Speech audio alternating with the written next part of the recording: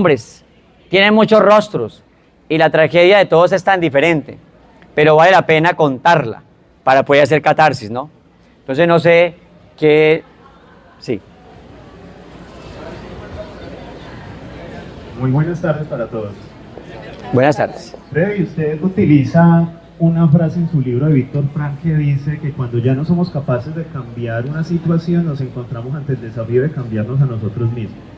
Pero ¿qué tan difícil es cambiarnos a nosotros mismos cuando nos encontramos ante la barrera de enfrentar una tragedia desde encontrarle sentido, pero en la pregunta del por qué? ¿Por qué me sucede esto? ¿Por qué me sucede esto a mí? Y cómo esa pregunta que se vuelve tan profunda, el tratar de entender por qué nos ha pasado esto, más allá de la transformación que debe tener esa pregunta, y que yo creo que todos los asistentes sabemos que normalmente se nos dice es un para qué, pero que cuando estamos en una tragedia no estamos en posición precisamente de pensar con claridad ese tipo de situaciones. Yo me pregunto, y me gustaría que en sus palabras, Freddy, desde lo que la tradición filosófica usted menciona en su libro, pueda comentarnos qué es lo que tiene que pasar en nosotros para que nosotros de verdad podamos abordar esa situación, pudiendo quitar ese limitante de algo que tal vez jamás incluso podamos entender por qué nos sucedió.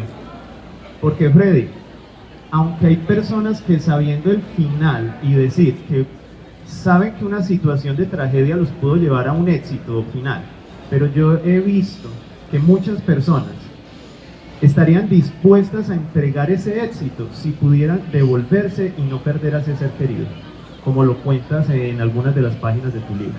¿Qué ideas nos puedes dar frente a cómo podemos enfrentar esa pregunta, o más bien cómo podemos transformarla o repensarla? Sí, bueno, primero pues fundamentalmente decía Albert Camus, el azar no tiene compasión con nadie.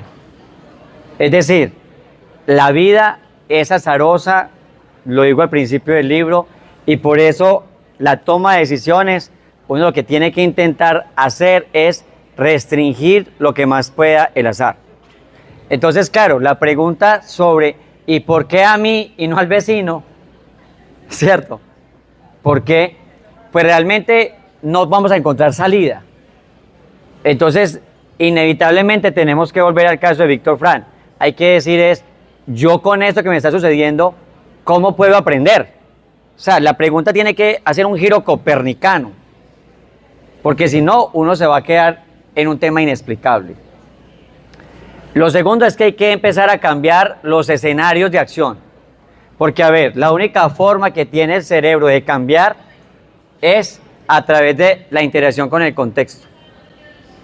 Entonces, por supuesto, supongamos, si a una persona se le muere el ser querido en el Cauca, ya el Cauca no le va a ayudar en su contexto, porque va a vivir Cauca, va a oler Cauca, sus sentidos son Cauca. Entonces yo lo primero que recomendaría es, hay que cambiar de escenario vital, eso es lo que llama el mundo de la vida, ¿sí? Porque si la persona sigue frecuentando los mismos sitios, frecuentando las mismas conversaciones, estando en las mismas actividades, no hay forma de poder solucionar la crisis, ¿sí? Y me acuerdo mucho del tema de Stephen Hawking, como una persona exitosa con una mente brillante le dicen tiene esclerosis múltiple, ELA, y le quedan 2 años de vida. ¿Qué fue lo primero que hizo? Tomar lo que pudo, los placeres que pudo, y nada que se moría. No se moría.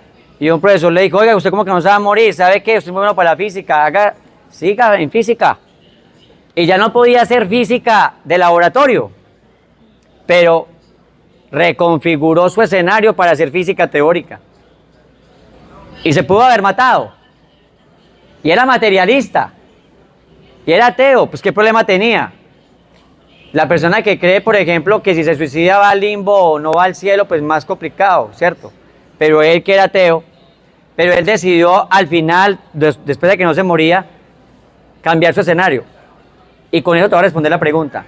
Él dice, Cuando las expectativas se reducen a cero, es donde uno empieza a apreciar lo que verdaderamente importa. ¿Sí? Entonces, claro, digamos, una persona que está a punto de, le faltan 5 años para pensionarse, va a cumplir 57, pero lo echaron del trabajo y no sabe qué hacer de nuevo. Eso es un lío, una tragedia tremenda. Tiene que empezar a cambiar de escenarios para obligar a su cabeza que tenga emociones distintas, sentidos distintos, lugares distintos, personas distintas. Porque pienso yo, y lo clínico lo ha demostrado, el cerebro es una construcción social. Entonces lo primero que hay que hacer es reconfigurar la cabeza. Vale, bien pueda, estamos en pleno conversatorio. ¿Sí? Entonces, sí, resumo. La pregunta, ¿por qué a mí, no al vecino? Tiene que responderse es, bueno, está la crisis aquí. ¿Cómo yo aprendo de ella? Pero ¿cómo aprendo en otro escenario distinto? Y con escenario me refiero a contexto, y me refiero a ideas, y me refiero a creencias, y a una cantidad de acciones. Yo en el libro le digo cartografía del hábito, ¿sí? Y fue algo que aprendí en la Universidad Libre justamente, porque yo venía a hacer mucho trabajo de filosofía de la ciencia, y a veces etnografía, pero en trabajo social yo siento que me humanicé. ¿Cierto? ¿Siento que sí? Ay, dice que sí, sí. Entonces yo empecé a hacer cartografía social temática y eso me gustó. Yo, pero mira, eso es un poder impresionante. Entonces lo apliqué al libro y digo, hay que hacer cartografía, hay que cartografiarse qué hábitos tengo, por qué me pasó lo que me pasó según los hábitos, por qué me pasó lo que me pasó según las creencias, por qué me pasó lo que me pasó según mis emociones, por qué me pasó lo que me pasó según lo que pienso. Eso yo llamo la cartografía de la creencia, del hábito y las acciones. Y cuando yo lo cartografío, entonces me doy cuenta, por ejemplo, me dio diabetes tipo 2. ¿Y por qué me dio diabetes tipo 2? Tuvo que haber sido que habían hábitos, puede haber sido genético, pero también puede estar por una cartografía que le salga de una alimentación que no era sana, ¿cierto? Entonces, yo siento que si uno hace una cartografía seria, uno con esa cartografía puede proyectarse de otra manera. Pues lo siento así, no sé. Cada vivencia es diferente, ¿cierto? George. Gracias. Okay. Gracias, Zulu, pues, por esta exposición. A mí me surgió pues una duda de lo que vos decías, y es que comparabas dos tragedias de dos personas diferentes, ¿cierto? Y entre esas personas diferentes, pues hay una remarcación en que una persona era estudiada y la otra no. Entonces ahí va como la inquietud es, bueno, pensaba yo, venga, he tenido la oportunidad de hacer varios estudios. ¿Será que yo soy más propenso a vivir, a tener menos capacidad de resurgir, ¿cierto? O eso puede venir de otra cosa, ¿cierto? Entonces, como que se me empezaron a surgir muchas ideas, porque bueno, uno dice, bueno, si yo pude estudiar y otra persona no, tal vez a otra persona que no pudo desarrollarse profesionalmente es porque tal vez tuvo más dificultades en la vida, y entonces al tener más dificultades, pues se puede formar mejor para superar una tragedia. Pues estoy divagando, ¿cierto? Entonces a lo que voy es, ¿yo cómo hago para reconocer como una estructura propia para poder llevar esos pasos? Usted tiene ahí unos pasos, ¿cierto? Entonces, pero tal vez haya una persona que pueda ver esos pasos de una forma diferente dependiendo de su estructura. No sé si el estudio sea otra cosa detrás del estudio. Porque pues en esa historia siento que hay como como que nos perdimos un filósofo, alguien que ha tenido muchas de esas cosas en la mente y aún así no es capaz de superar una tragedia, ¿sí? Entonces, sí, listo, yo quiero tomar los pasos, pero ¿qué tal si hay una estructura en mí que no me lo permite ver? O sea, o hay que debería identificar más allá para poder aprovechar mejor por un libro de este tipo, ¿no? Sí.